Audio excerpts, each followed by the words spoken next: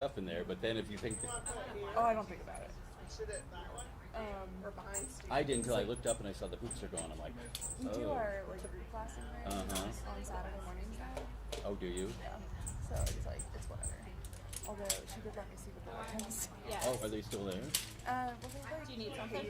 they put stuff down over it. Oh, it scared you? I'm So, sorry. like it's slightly different color. Oh, I didn't so you know. can see like Yeah. they've got the maps over it. What am I doing? Oh, in a couple of hours. In a couple of hours. In a couple of hours. No, that's not the right answer. That's not the right answer, Elise. In a couple of hours. If she just says it enough times, the answer will change. Yeah. I love you, kiddo. Or do you want me to go up there so you can see it? Well, she knows, but you know where she gets it from. Yeah. I'm sorry. What Flag's did you say? gonna get you. He said he knows where she gets it from. Yeah, this is how I watch my children. Oh my god, stop. No, That's fun.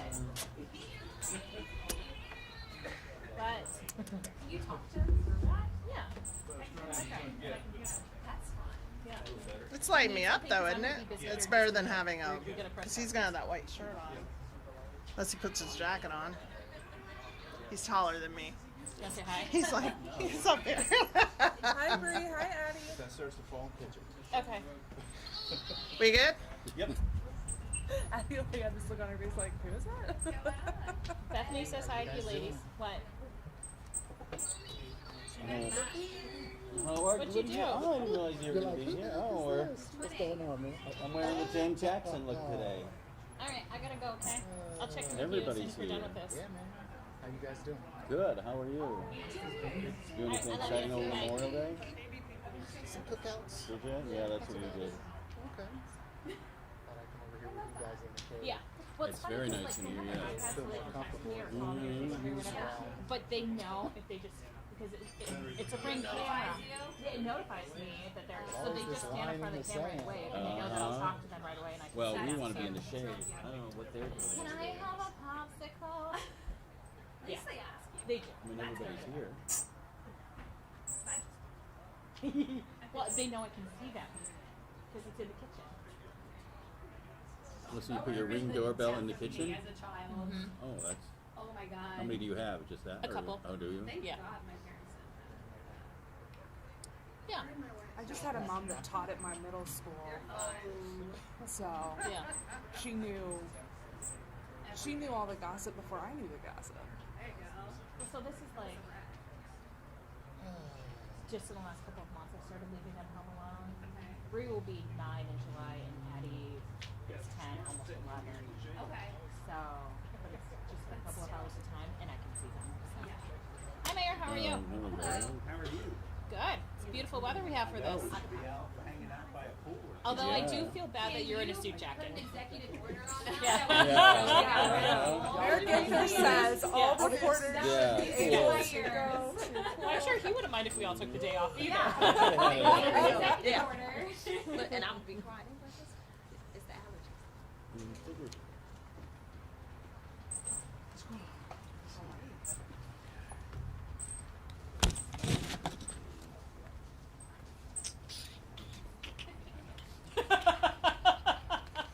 You get beat up. I know. You got the Wilson look going on. Fashion. I'll go over this side. There you You guys all ready? All right. Good afternoon, and thank you all for joining us here this afternoon. I want to thank Chief Bryan, Assistant Chief Potts, the Division of Police Director Reese, and her great team at Recreation and Parks, Councilmember Remy, and all members of council that are working so closely together with us. This week marks the unofficial start of summer. Certainly feels like it with the temperatures we're enjoying over the last several days and those ahead. We're on the other side of Memorial Day, and today is the last day of class for Columbus City Schools. There's a lot to look forward to in the coming weeks in our community. Festivals, concerts, pride, parades, boom, camps, pools, and more. And through it all, in every neighborhood, Our message is clear. Our message is the same. Safety is our city's top priority. Know that we're committed to doing all that we can to ensure a safe and successful summer, particularly for our children, teens, and youth. It's why we are once again making unprecedented investments in summer programming to provide fun and engagement through structure and stability. 2 weeks ago, we all announced more than $20 million for summer programming, a record investment, including $9 million that is going to more than 90 community organizations for everything from programming, summer youth employment, paid internships, and so many others. These groups offer safe, constructive opportunities for youth to learn, grow, and stay active, building upon the camps, classes, and programs that we already offer through numerous departments here at the city. This includes funding for programs that are specifically designed to steer kids away from violence and other dangerous behaviors, like Reroute and TAPS, both of which take our prevention and intervention efforts to the next level. Director Bernita Reese will fill you in on some of the specifics, including an award for one of our violence intervention programs. We're also bolstering policing citywide. Everyone has heard a lot about our recent efforts in the Short North. In a few minutes, Assistant Chief Potts will give you the statistics, but it's fair to say we're seeing great success there, with 2 peaceful weekends in a row thanks to our officers and members of the community working together, doing all they can to protect that neighborhood and everyone who dines, shops, and lives there. But our focus extends beyond the Short North. Our focus includes every neighborhood in Columbus. Today, I'm announcing that we're launching Operation Moonlight for the 2nd year, allowing us to go above and beyond to place our officers in specific locations at the times they're needed most. We're able to do this by supplementing existing patrols through voluntary overtime. So this will not take our officers responding to calls from service away from their work or those that are doing community policing. This is a total cost commitment of $2 million, up from the $1.6 million that we spent last year on this. And again, let me be clear, we're not pulling away any officers from their assigned shifts or duties. We're adding additional officers who would otherwise be off. At the same time, we're stepping up enforcement and surveillance using portable lights and cameras to help deter crime and keep at bay the kinds of conditions that typically give rise to acts of violence.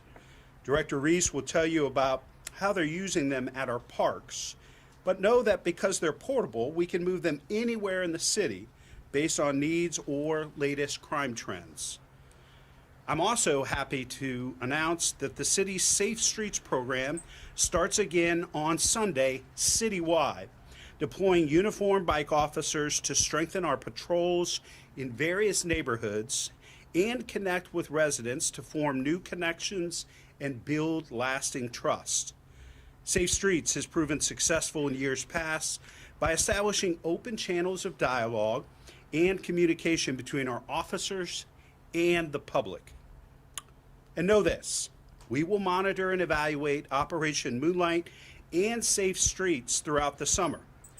If more resources are necessary, they will be granted. Whatever it takes, we will invest, collaborate, cooperate, and work together to make sure our city is safe. Our approach in all these efforts is holistic. It's comprehensive, data-driven, and it's proactive. None of this would be possible without strong collaboration among city departments, our vast network of community partners and local agencies at every level of government and in every industry, who are all doing their best to improve quality of life and build a brighter future for our city. To talk more about all that the Columbus Division of Police is doing to reduce violent crime and improve neighborhood safety, it's my pleasure to introduce Assistant Police Chief Lashana Potts. Thank you, Mayor. Thank you. Thank you, Mayor Ginther, Councilman Remy, and Director Reese. As Mayor Ginther stated, today is the last day for students at Columbus City Schools. As summer approaches, many young people will be enjoying our beautiful parks, cooling off in our beautiful pools, and engaging in summer fun at our community centers or just hanging out, as teens do, enjoying themselves in the community. All of these locations will now have more additional Columbus police officers present. Operation Moonlight, which was highly successful last year, is now in full swing. This initiative will put up to 40 additional officers in high visibility areas during key times during the summer. We will continue to monitor our data so that officers are put where they need to be. We will continue Operation Burnout in every area of the city that targets the reckless operation of motor vehicles, takeovers of city streets, businesses, private properties, along with all related criminal activity. We have found great success since starting approximately a month ago in multiple parts of the city. Operation Burnout, just to give you an idea of what our officers are doing, this past weekend in the Short North, they wrote 86 traffic citations, 14 misdemeanor summons, 9 curfew violations, 3 felony arrests, recovered 2 realistic BB guns, 1 incident of drugs seized, 210 parking citations, and we impounded 95 vehicles. These results mean that our messaging is being received. We will continue to leverage all resources to disrupt violent, disruptive behavior in any kind, not just in the Short North, but in the Hilltop, on the East Side, in Linden, any and everywhere where we are needed. Our goal is not arrests and citations. Our goal is safety. Safety for every neighborhood and every resident in the city of Columbus. After reviewing our data and the progress that we have made over the last several weekends, we will scale back parking restrictions to allow parking along the southbound lanes of High Street between Gooddale and Fifth Avenue. Street parking along the northbound lanes of High Street will still not be permitted after 10 p.m. We will be utilizing bike officers wherever we can across the city for engagement and enforcement activity. We know that residents love our bike officers, and our bike officers love engaging with our residents. They allow officers to move more freely than officers in our cruisers. Last year, to give you an example of just the great work that was done by the men and women of this division, they checked 375 businesses, churches, and schools. They attended 169 community events, worked 523 hours attending community meetings and events, made 107 felony arrests, seized 96 firearms, and spent more than 2,000 hours on their bikes. With the addition of the new zone, Zone 6, it has helped us balance our calls for service across the city. This has more evenly distributed the workload for our patrol officers, creating more opportunities for stronger relationships between our officers and the neighborhoods that they serve. We are also excited that on Sunday, we have 29 additional officers who would have been completed successfully their field training program. These officers, in addition to 31 officers that are in the second phase of coaching that will hit the streets in August. All of our operations today discussed have been successful and are very well received by every community member in the city of Columbus, due to the fact that we are also community driven. This is not about enforcement. This is about us working with our community partners to collaboratively decrease the violent crime in the city of Columbus.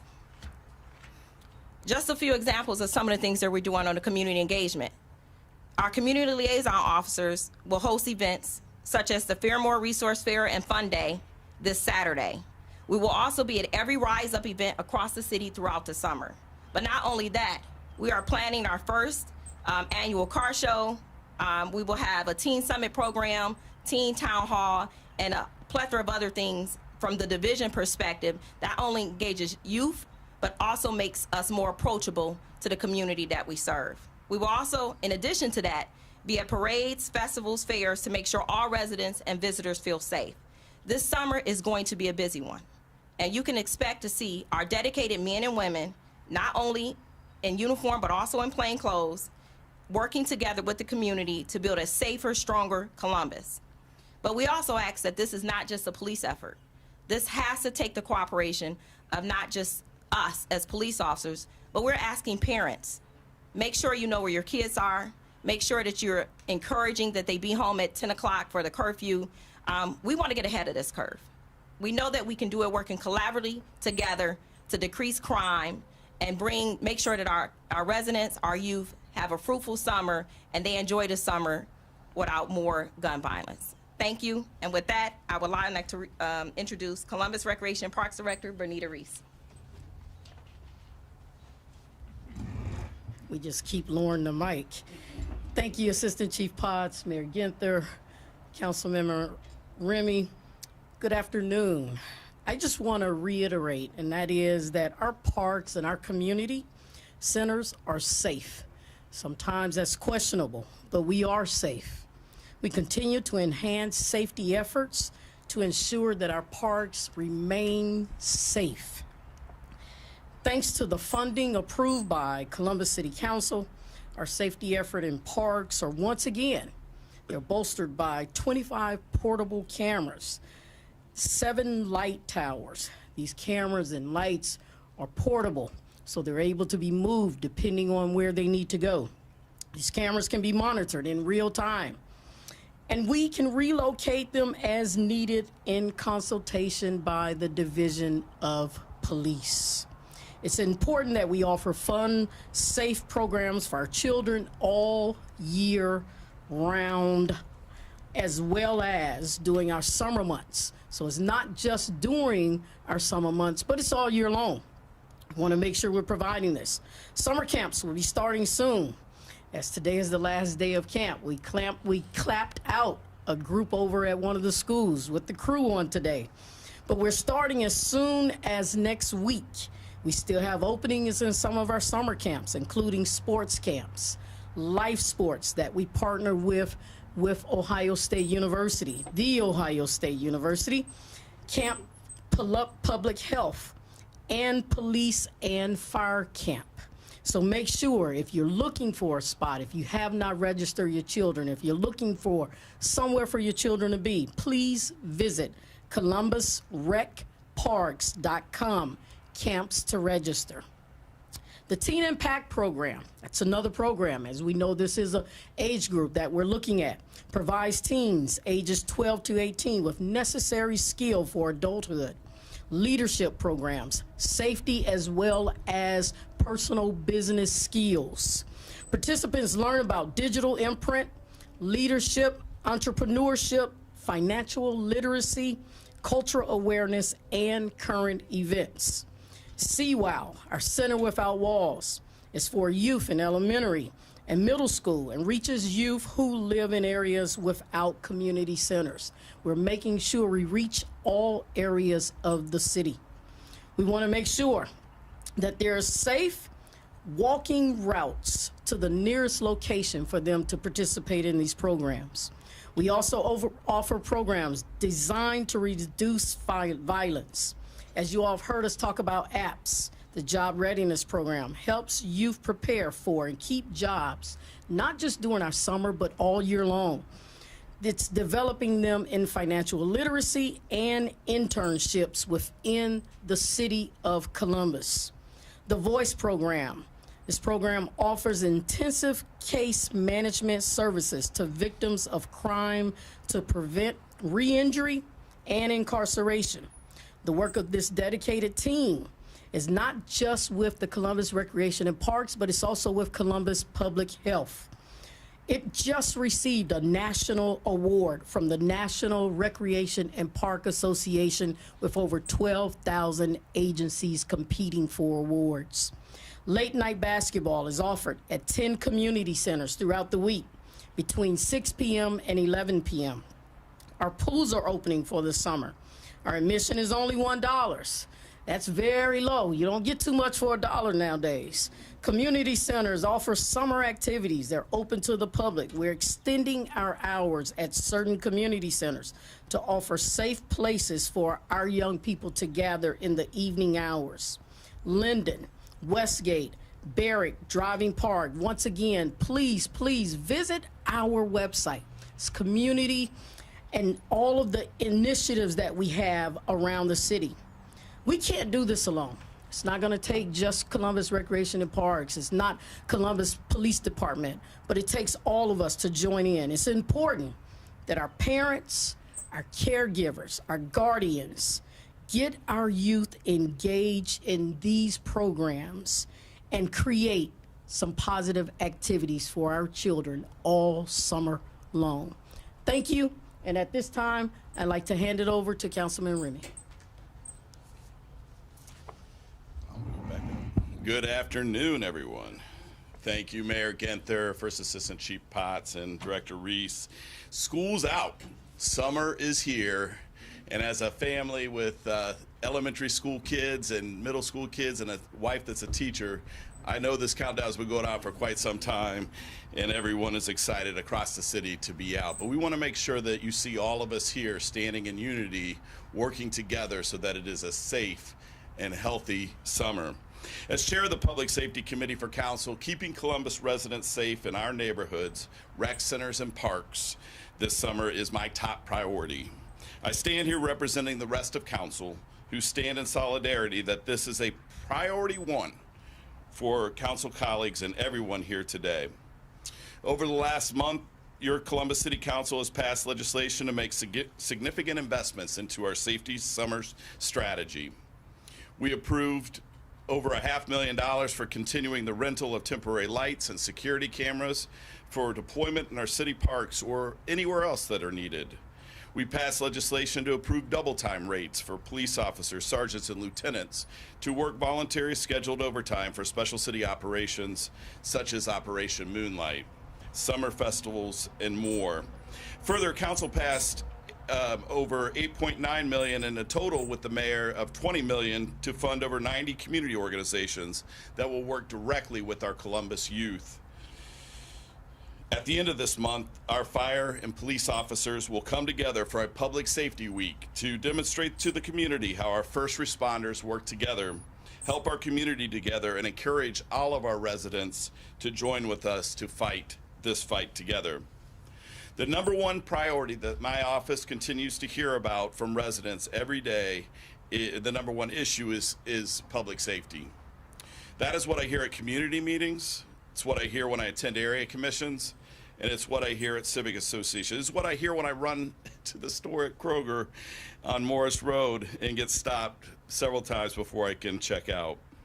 These are our streets. These are our neighborhoods. We will not let a small handful of people make the rest of us feel uneasy where we live, where we work, or we play in our rec centers and parks. Everyone in our great city deserves to feel safe. It is my commitment that we will not stop trying new programs, supporting new initiatives, and bolstering existing programs until we all can unequivocally say we feel safe. My council colleagues join me in our commitment to funding, partnering, and promoting everything we can to keep Columbus safe this summer in every neighborhood. Thank you, and now I'll turn the podium back over to Mayor Ginther. Thank you, Councilmember Remy, and thank you as well to Columbus City Council. Neighbors, we just laid out the latest of what we're doing right now to keep our city and residents safe. Here's the bottom line. The city is doing everything we can to protect children and families and to make all of our neighborhoods safer. But a lot of this hinges on vigilance, accountability, and communication within the home as well. We need moms and dads, aunts and uncles, grandparents, cousins, everyone to stand up and do everything they can to keep their kids and teens safe. There's a citywide curfew, as the First Assistant Chief Potts mentioned, on the books. Everyone between the ages of 13 and 17 needs to be off the streets from midnight through 4:30 in the morning. We need you to do your part by factoring in this curfew when you set the time that everyone must be in at your home. And we need you to enforce it. If you don't, we will. More often than not, it comes down to knowing where our kids are and who they're with. There's no excuse for any teen to be out and about unsupervised. in the middle of the night, especially in the light of the gun violence that is gripping this nation. We've been dealt the most dangerous and reckless gun laws in the history of our state: concealed carry, permitless carry, stand your ground, and all the national public health studies and journals show that the states with the most dangerous and reckless gun policy have the highest incidence of gun violence. In the midst of all that, we continue to push forward. We believe that gun laws that allow practically anyone to own a gun makes us all less safe. All of us need to do more, to do everything within our power to keep our families free from harm. Our children deserve every chance to thrive and succeed, to lead happy and fulfilling lives, and we're going to give it to them. Together, we can make it a safe and exciting summer for everyone here in Columbus. We'd be happy to answer any questions from the press. I have a question for Chief Potts. Yeah. Do you have the staffing levels to do all of these programs without forcing overtime, without forcing officers canceling first days off? So you never can say what you can't force someone to do. I will say officers have been doing this detail since the summer started. They did it all last year, and we didn't force anyone. But can that happen? Yes. Can we restrict days? Absolutely. Is it in the chief's power to do so? Yes. But I'll tell you, officers are signing up. We don't have enough spots right now for as many officers who want to work. For them, double time is an incentive. For us, getting more officers on the street is our incentive. For the community, seeing more boots to the ground is an incentive. So I got to thank, City Council, Mayor Ginther. Our officers deserve everything that they're getting because we're asking them to do a lot. And they're out here doing it day in, day, making sure that the citizens are safe. And they're giving up their summer. And so if they're giving up their summer, I'm gladly paying them what that's worth.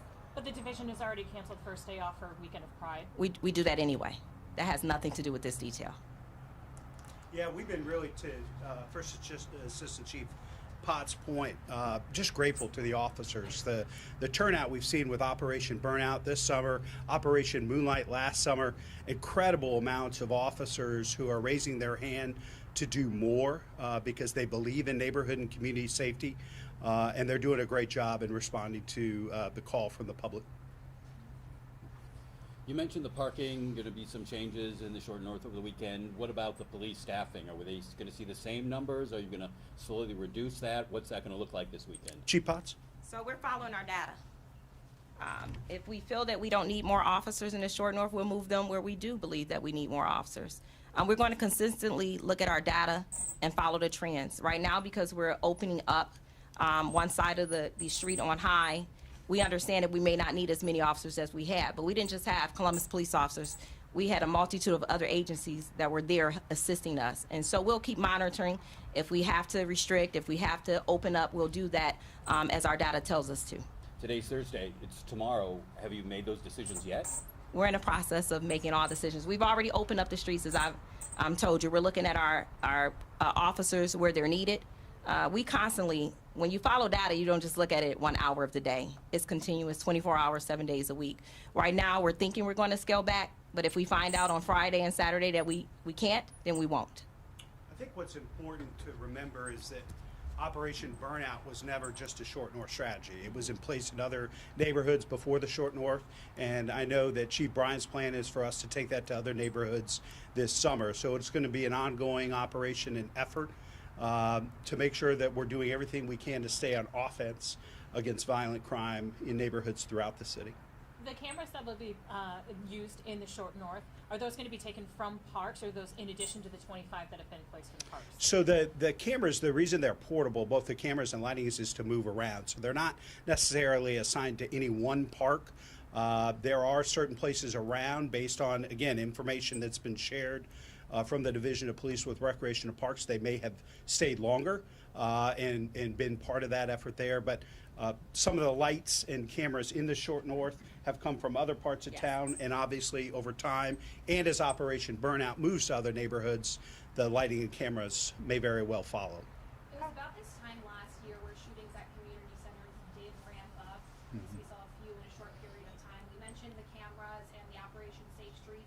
Are there any plans to maybe keep officers at community centers that are rather crowded, or when things start to escalate escalate? How are we going to deal with that and hopefully prevent this before it happens? Well, I think a lot of what we've talked about is, certainly trying to prevent and be, again, aggressive about where we have our officers. This record investment in Operation Moonlight and Safe Streets, we think will go a long way towards that. I'll let Assistant Chief Potts speak to police staffing at pools and recreation centers. But I think once you saw Operation Moonlight and our efforts around these portable lights and cameras, we saw some great success. And after those were in place and fully staffed, we had a pretty relatively safe summer after a couple of isolated incidents of violence. But First Assistant Chief Potts, that's a mouthful. First Assistant Chief Potts, you want to speak to that?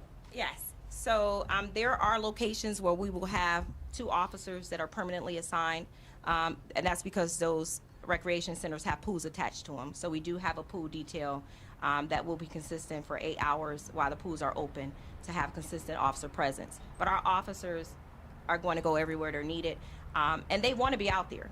They're committed to keeping the citizens safe and the city of Columbus safe, and they've been doing that through all of our staffing challenges.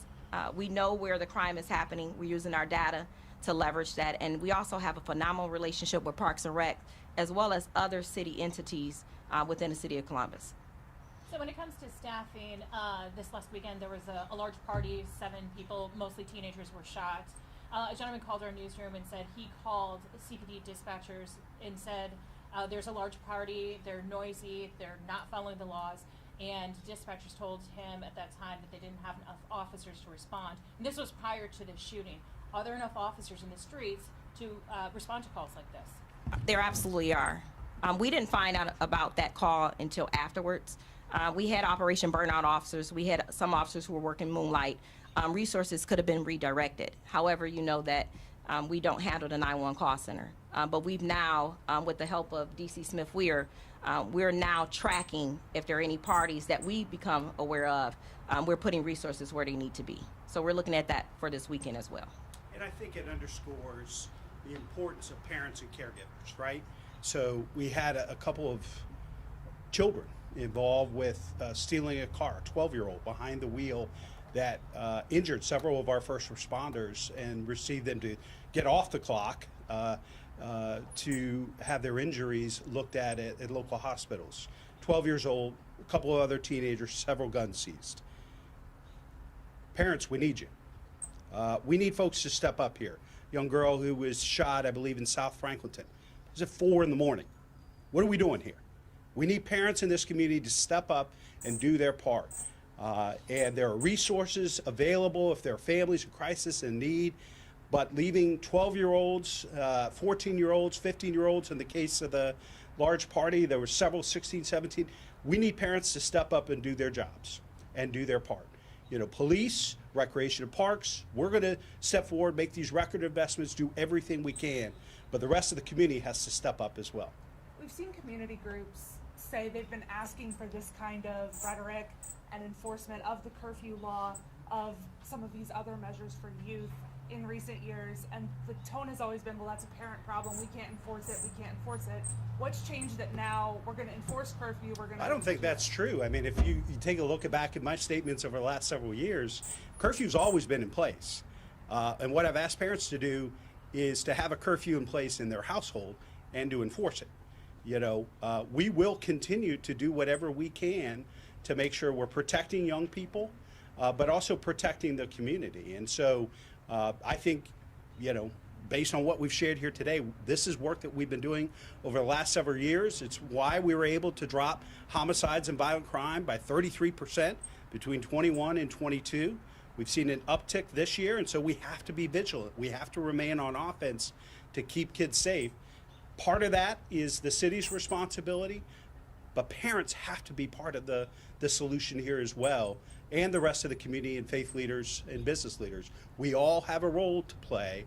We know what we need to do. We've seen success, and now we have to recommit to one another to do our part. And how are you going to define success with these programs and this investment? The bottom line is we need violence to go down, period.